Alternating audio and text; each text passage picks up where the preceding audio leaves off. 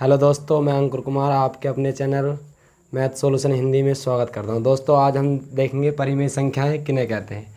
तो मैंने ऑलरेडी आपके लिए परिभाषा लिख दी है, सिर्फ आपको समझाना है और बताना है कि परिमेय संख्याएं क्या होती हैं। देखिए, जो संख्याएं P/Q यानी कि अंश और हर के रूप में लिखी होती हैं उन्हें क्या कहते हैं? परिमेय संख्या कहते हैं। किंतु Q बराबर नहीं होता जीरो के। इसका मतलब है कि जो हमारा हर है वो कभी भी जीरो के बराबर नहीं होना चाहिए। या तो जीरो से क्या हो, एक हो या दो हो या तीन हो, या -1 हो या -2 या -3 हो, लेकिन कभी भी जीरो के बराबर नहीं होना चाहिए। और P व Q के मान पूर्णांक होते हैं। क्या होते हैं? पूर्णांक। पूर्णांक का मतलब होता है यानी कि जो हमारे पॉजिटिव और नेगेटिव नंबर होते हैं वो क्या होते हैं? पूर्णांक होते हैं। क्या होते हैं? पूर्णांक। जैसे हम दो संख्याएं लिखते हैं, क्या लिखते हैं? दो संख्याएं। जैसे मान लीजिए आपने लिखा एग्जाम्पल कि 3/5। क्या है ये? परिमेय संख्या है। क्या है ये? परिमेय संख्या है। अगर हमने -3/-6 लिखा, ये भी क्या है? हमारी परिमेय संख्या है। अगर हमने 1/9 लिखा, कितना लिखा? 9, तो ये भी क्या हो जाएगी? हमारी परिमेय संख्या। इसका कहने का मतलब ये है कि अगर कोई संख्या P/Q के रूप में यानी कि अंश और हर के रूप में यानी कि भिन्न के रूप में, किसके रूप में? भिन्न के रूप में, तो वो क्या होती है? हमारी परिमेय संख्या होती है। क्या होती है? परिमेय संख्या। अगर मैंने ये लिखा कि -1 और -4, तो बताइए ये भी परिमेय संख्या? जी हाँ, ये भी क्या? एक परिमेय संख्या है, लेकिन ये एक भिन्न नहीं है। क्यों? क्योंकि भिन्न में क्या होता है? कभी भी नेगेटिव मान नहीं होते। क्या होते? नेगेटिव मान नहीं होते। जैसे मान लीजिए हमारे पास क्या है? एक व्रत है। क्या? एक हमारे पास व्रत है। अगर हम व्रत को कितने भागों में काट दें? 4 भागों में। क्या काट दें? 4 भागों में। तो हमारी क्या भिन्न हो जाएगी? यानी कि एक में से कितने भाग बनाए गए? 4। कितने बनाए गए? 4। अगर मैं यहाँ पर नेगेटिव लगा दूँ, क्या लगा दूँ? नेगेटिव, तो ये भिन्न होगी नहीं। क्यों? क्योंकि ये क्या हुआ? ऐसे ऑलरेडी नेगेटिव है, तो इसमें से 4 इससे कहाँ से हो जाएंगे, इसलिए ये भिन्न नहीं है। क्या? ये भिन्न नहीं है। अब बात आती है कि अपरिमेय संख्याएं परिमेय संख्याएं कौन सी नहीं होती हैं? परिमेय संख्याएं कौन सी नहीं होती हैं? जैसे मान लीजिए मैंने लिख दिया यहाँ पर 6/0 लिख दिया। क्या लिख दिया? 6/0। क्या ये परिमेय संख्या है?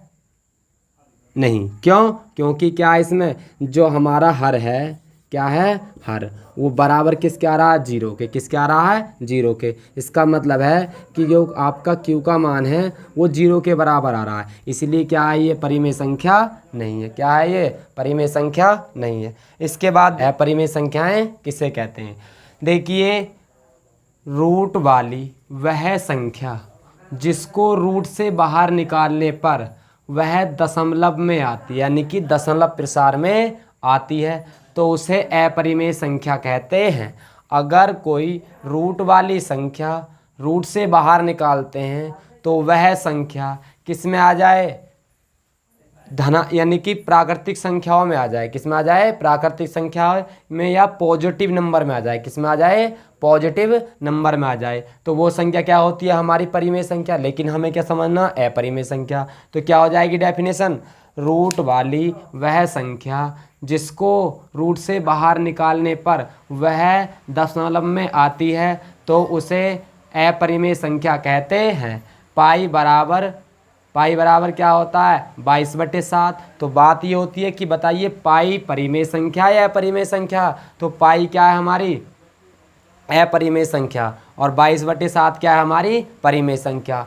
परिमेय संख्या है तो क्यों है? अपरिमेय संख्या है तो क्यों है?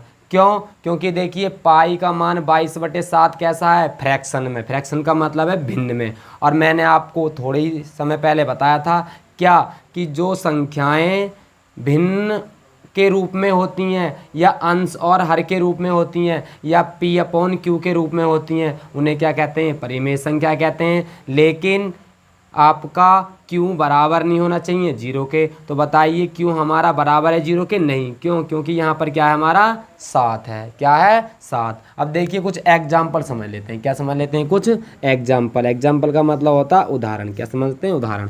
देखिए अगर मैंने कितना लिखा? √5। क्या लिखा? √5। देखिए √ को 5 को बाहर निकालेंगे हम, 5 को, तो बताइए ये √ से बाहर निकल जाएगा? नहीं। क्यों?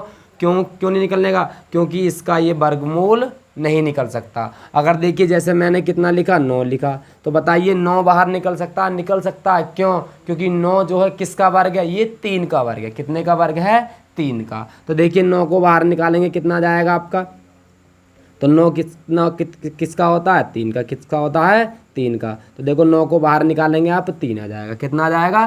3। अगर मैंने √16 लिखा, क्या लिखा? √16। तो बताइए √16 परिमेय है अपरिमेय? क्यों? क्योंकि 16 को बाहर निकालेंगे कितना आ जाएगा? 4। तो ये क्या हो जाएगी आपकी? परिमेय। क्या हो जाएगी?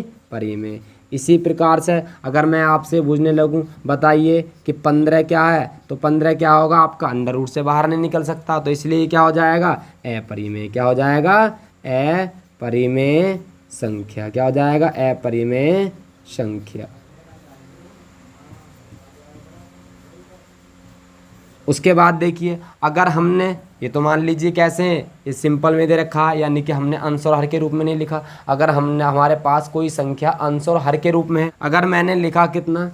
मैंने लिखा 19/5 लिखा। कितना लिखा? 19/5। तो बताइए ये अपरिमेय परिमेय? तो क्या हो जाएगा? ये अपरिमेय। क्यों? क्योंकि 19 को बाहर निकालेंगे तो पॉइंटों में जाएगा, दशमलव प्रसार में जाएगा। 5 को बाहर निकालेंगे दशमलव प्रसार में जाएगा, इसलिए क्या हो जाएगा? ये अपरिमेय संख्या हो जाएगी। क्या हो जाएगी? अपरिमेय संख्या। देखिए अगर आपको परिमेय संख्या या अपरिमेय संख्या समझ में आ गई हो तो हमें कमेंट बॉक्स में बताएं। अगर नहीं आई हो तो हमें कमेंट बॉक्स में लिखकर बताएं, हम आपको समझाने का दोबारा प्रयास करेंगे।